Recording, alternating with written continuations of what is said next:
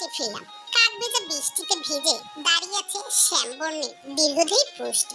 পরনে সাদা সুতি শার্টটা গায়ে লেপ্টে আছে। কপালের চুলগুলো চুয়ে চুয়ে পানি পড়ছে।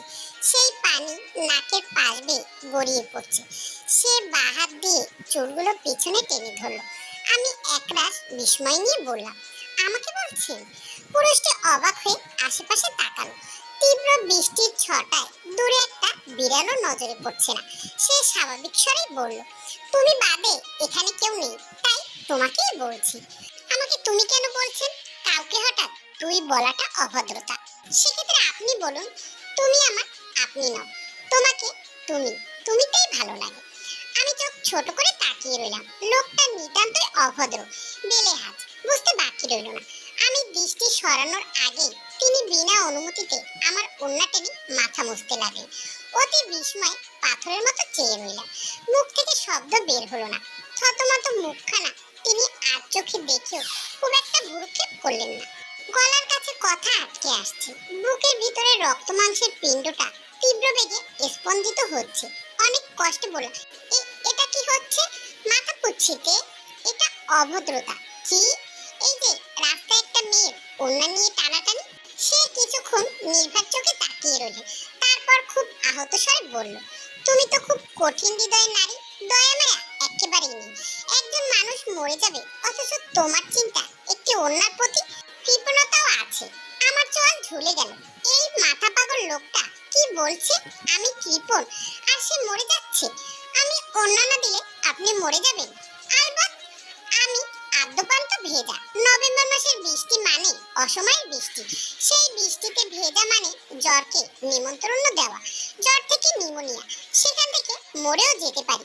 আমি মরে গেলে দেখবে পত্রিকার পঞ্চম পাতার হেডলাইন হবে, হব বউয়ের কৃপণতায় অকাল মৃত্যু ম্যাজিস্ট্রেট জীবন জাগো। তাই বলছি, এতটা কৃপণ হইও না মেয়ে। বলেই মাথা মুছতে লাগলো। তারপর নির্লিপ্ত স্বরে শুধালো, কাল রাতে ফোন করেছিলাম, ধরলে না কেন? জানো কত কথা ছিল?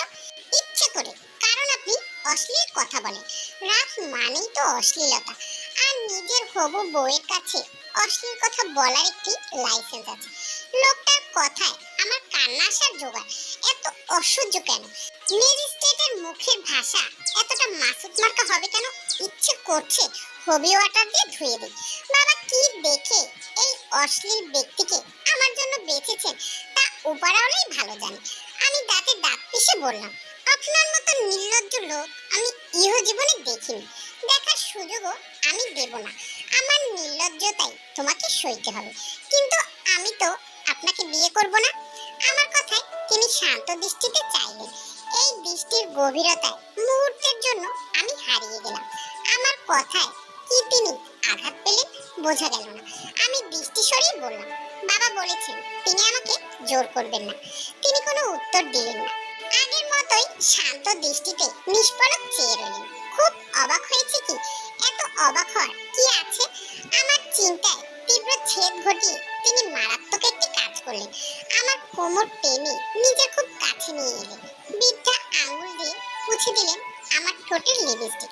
তারপর গাঢ় স্বরে বললেন, এভাবে সেজে গুজে আমার সামনে আসবে না জান। আমার তখন তোমার সাথে বেশি অভদ্রতা করতে ইচ্ছে করে। আমি জানি তোমার সেটা ভালো লাগবে না। বলে বৃষ্টিকে বুড়ো আঙুল দেখিয়ে নেমে পড়লেন। বৃষ্টির মুষলধারে তাকে দমানো গেল না। একটা সময় ঝাপসা হয়ে হারিয়ে গেলেন। জীবন জাঙ্কুক 36 বছরের একজন পাত্র, যাকে আমার বাবা আমার জন্য কোত্থেকে ধরে এনেছেন আমি জানি না। বাবার ভাষ্য মতে জাঙ্কুক মশাই পৃথিবীর ভদ্রতম ব্যক্তি। এমন ব্যক্তি যে ভাজা মাছ দেখলে বলবে এটা উল্টাবো কি করে, খুন্তি দিয়ে নাকি গরম তেলেই হাত দিব। কিন্তু আমি জানি সে কতটা অভদ্র এবং অশ্লীল নির্লজ্জ চরিত্রের মানুষ। আমাকে যেদিন প্রথম দেখতে এলেন সেদিন তার প্রথম ভাষ্য ছিল, তোমার কানের নিচে তিলটা কি সত্যি, নাকি তুমি আমাকে আকর্ষণ করতে কাজল দিয়ে আঁকিয়েছো? আমি তার কথা শুনে আকাশ থেকে পড়ে বটগাছে ঝুলে শুধালাম, জি, বইয়ের আমার সুন্দর তিল হলে তো মুশকিল, বারবার চুমু খেতে ইচ্ছে হবে। কি অসভ্য নির্লজ্জ মার্কা কথা! তিনি এর থেকেও অসভ্য অসভ্য কথা আমাকে বলেছেন, যা শুনলে কানে ঝাঁজ লাগে। বাবা বলেছিলেন, মা আমার, তোমার কথাই শেষ কথা হবে। কিন্তু আমার এই কথাই শেষ কথা, এটা একটি চরম ফাঁদ, বেড়াজালের মতো ফাঁদ। আমি বাবার ফাঁদে পড়ে গেছি। এই জাংকুক নামক ব্যক্তিকে বাবার অতি পছন্দ। সে ছলে বলে শুধু আমাকে খুঁচিয়ে খুঁচিয়ে বলে, ছেলেটা কিন্তু দারুণ, তাই না? ব্রিলিয়ান্ট তো মানতে হবে, ব্রিলিয়ান্ট না হাতি। প্রতি শুক্রবার হলেই তার বের হবার তাল। পরিপাটি হয়ে নাচতে নাচতে চলে আসেন, দাঁত কেলিয়ে বলে, আঙ্কেল তে কোথায়? বাবাও গদগদ হয়ে বলেন, তে মা, একটু তৈরি হয়ে নে, জাংকুক এসেছে। তো আমি কি করব, নাচবো? ধ্যাৎ বাবা, ঘুমাতে দাও তো। এভাবে বলো না মা, কেমন দেখায়, ছেলেটা কষ্ট করে বসে আছে। আজব বাবা, এটা কথা ছিল না। জানি, আসলে কি বলো তো, ম্যাজিস্ট্রেট ছেলে যদি দুমদাম আমার দোকানে রেট বসিয়ে দেয়, বাপের জন্য এইটুকু করো। আমাকে বাধ্য হয়ে বের হতে হলো, তাতেও ক্ষান্ত হলো না বান্দা। বলল, শাড়ি পরে এসো। এমন চেঙ্গে অবস্থায় আমি তোমাকে নিয়ে যাব না, আমার একটি ইমেজ আছে। অসহ্য, একেবারে খড়খড়ে রোদে আমাকে শাড়ি পরে বের হতে হলো। মাথার উপরে তপ্ত সূর্য, আর আমার পরনে শাড়ি। শাড়ি পরলে একটু সাজগোজ তো করতেই হয়, তাই আমাকেও সাজতে হলো। সেটাতেও মহারাজের বিস্তর সমস্যা। চোখ ছোট ছোট করে বলল, এমন দোকানের ম্যানিকুইন সেজে বের হচ্ছ কেন? মনে হচ্ছে আমি কোনো পার্সোনাল পুতুলের সাথে ঘুরতে বেরিয়েছি। কি অসহ্য, ইচ্ছে করছিল এক হাতুড়ির বাড়িতে মাথাটা দুভাগ করে দিই। খুব কষ্টে নিজেকে সামলালাম। এই জাংকুক নামক ব্যক্তির যন্ত্রণা দিন দিন বাড়তে লাগলো। প্রতি রাতে অশ্লীল নির্লজ্জ কথাবার্তা। এই তো গত পরশু নির্লিপ্ত স্বরে বলেছিল, আচ্ছা তে, বিয়েটা এগিয়ে ফেললে হয় না? আমার রাতে ঘুম হচ্ছে না। রাতের ঘুমের সাথে বিয়ের কি সম্পর্ক? বাহ, বিয়ের সাথে তো ঘুমেরই সম্পর্ক। বিয়ে হলে বউকে আদর করব, চুমু খাবো, তাকে কোলবালিশ বানিয়ে শোবো, তখনই তো ঘুম আসবে। ছি, কি অসভ্যতা! নিজের হবু বউয়ের সাথেই তো করছি, পাশের বাড়ির ভাবির সাথে তো আর করছি না। শোনো, জ্ঞান দেই ওইটুকু রাখো। ছেলেরা তার শখের নারীর সাথে অসভ্যতা করে। আমার কোনো শখ নেই আপনার মতো অসভ্যের শখের নারী হওয়া। বলেই ফোন কেটে দিলাম। উফ, আর পারবো না। আজই এর একটি এসপার নয় ওসপার করব। বৃষ্টিকে বুড়ো আঙুল দেখে ভিজতে ভিজতে বাড়ি গেলাম। বাবা বাসাতেই ছিলেন। এই সময় তিনি বাসায় থাকেন না, কিন্তু আজকে বাসায়। হাতে একটি ইংলিশ থ্রিলার বই, বিগ স্লিপ। বাবা মনোযোগ দিয়ে খনি খুঁজছেন হয়তো। আমি তার সামনে দাঁড়ালাম, বিনা ভঙ্গিতায় ঘোষণা দিলাম, আমি তোমার এই ম্যাজিস্ট্রেটকে বিয়ে করব না। আমার কথাই শেষ কথা। কেন, কি হয়েছে? কোনো উত্তর নেই। বিয়ে করব না, ব্যাস। বাবা হা করে রইলেন, বোধহয় শব্দ পাচ্ছেন না। যাকগে, তাতে আমার কি।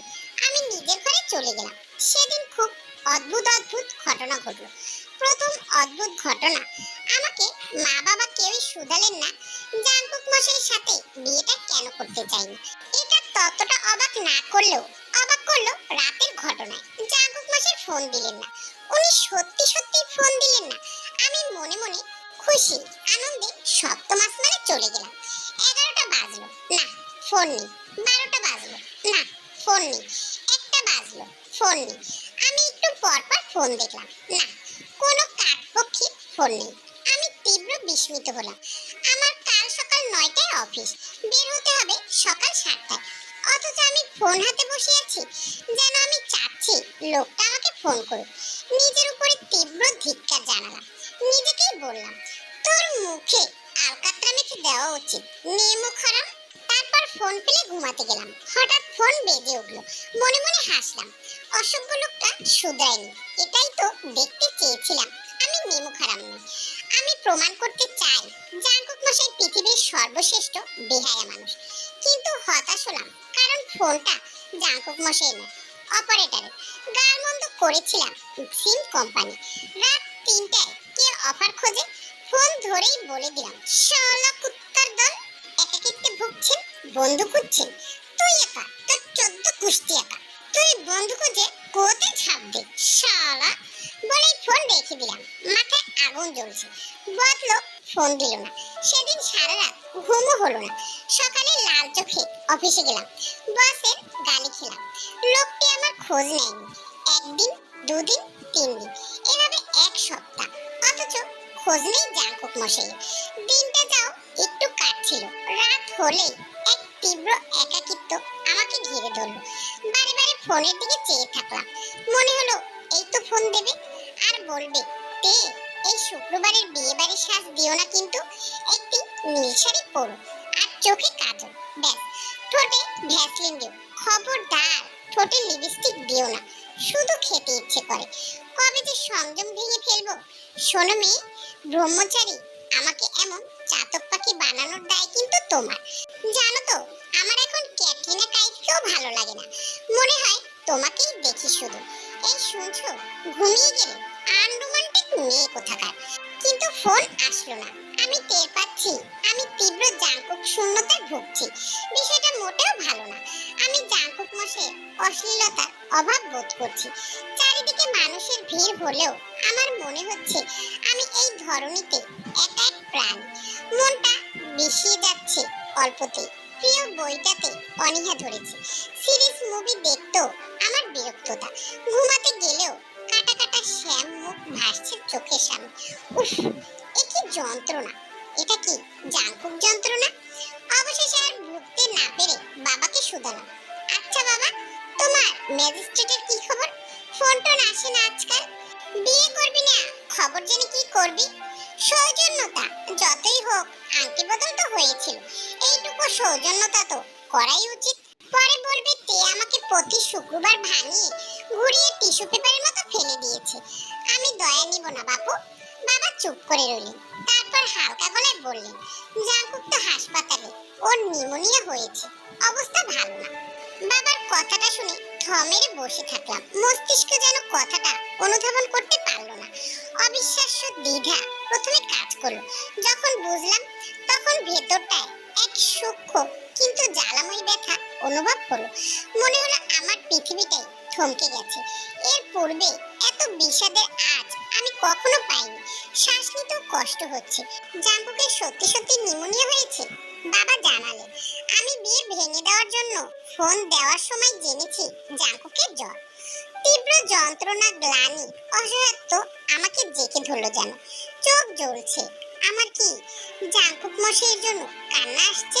না, এটা ক্ষণিকের সহানুভূতি নয়। এই ব্যাপারটা আরো জটিল, আরো গভীরে।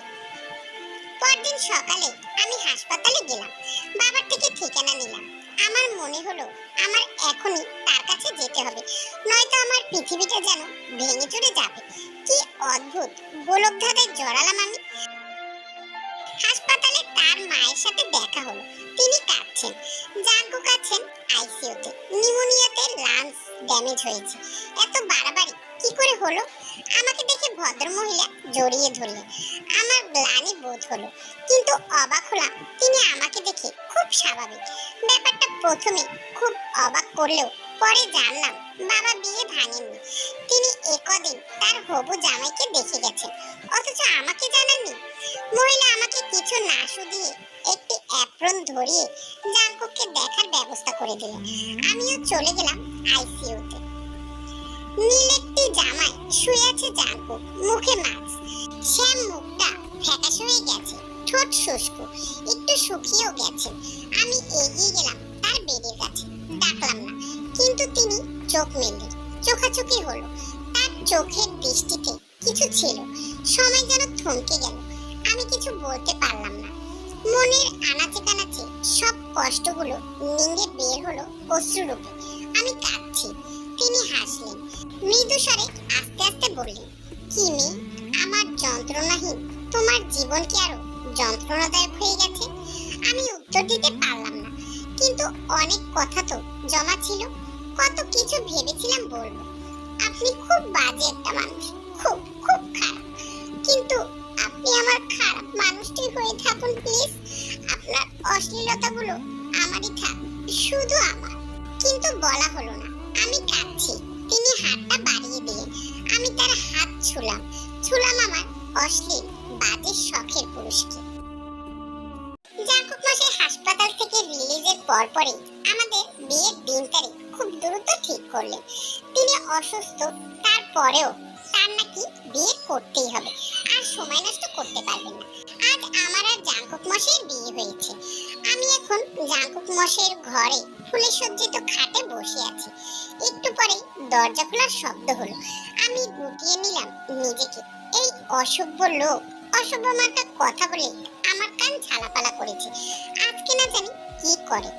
জাঙ্কুক ধীরে ধীরে এগিয়ে আসছে আমার দিকে। আমি বুঝতে পারছি কোনো পুরুষ আমাকে তার চোখ দিয়ে গিলে খাচ্ছে, কিন্তু আমি মাথা নিচু করেই রয়েছি। জাঙ্কুক ধীরে ধীরে আমার কাছে এসে আমার ঘোমটাটি তুলে নিঃশব্দ কণ্ঠে বলল, এই তোমাকে না বলেছি তুমি লিপস্টিক দেবে না?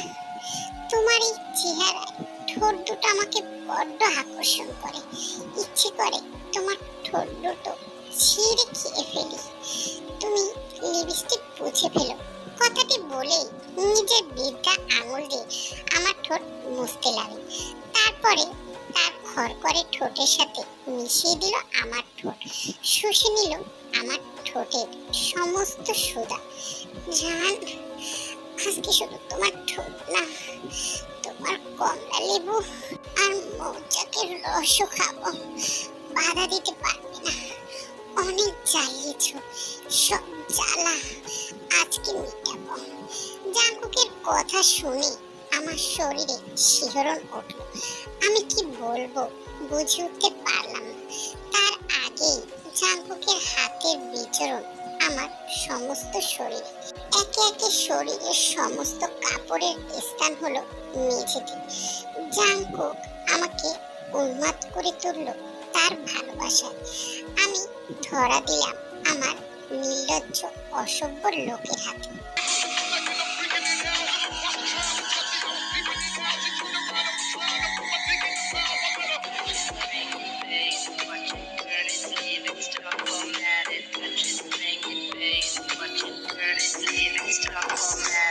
How you don't know how to keep your business clean?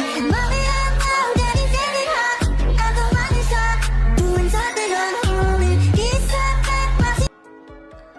So butterfly, গল্পটি তোমাদের কাছে কেমন লেগেছে অবশ্যই কমেন্টে জানিও। জানি গল্পটি ছোট হয়েছে, তবুও গল্পটি ভালো লাগলে অবশ্যই চ্যানেলটিকে সাবস্ক্রাইব করে লাইক দিয়ে বেশি বেশি শেয়ার করে দিও। আর দেখা হবে নেক্সট কোনো ওয়ান শটে। ততদিন সবাই ভালো থেকো। আল্লাহ হাফেজ, আর সবাইকে ঈদ মোবারক।